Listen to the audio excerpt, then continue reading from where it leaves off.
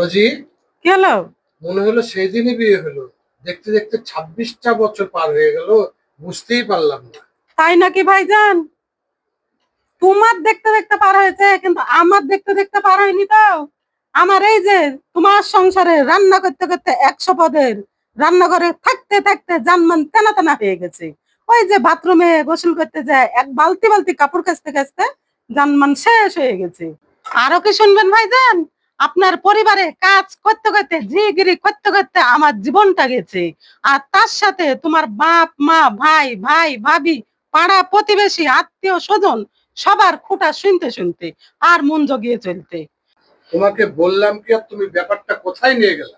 আরে ভাইজান, তুমি তো ভুলবাই, তোমার তো দেখতে দেখতে কেটেছে, হাসতে হাসতে কেটেছে, খুশিতে কেটেছে, বেড়াতে বেড়াতে কেটেছে, আর আমার তো কাটেনি।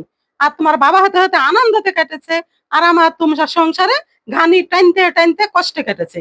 তাই আমার 26টা বছর এমনি এমনি কাটেনি ভাইজান, অনেক কষ্টে পার কেটেছে, অনেক দেরি লেগেছে পার হতে।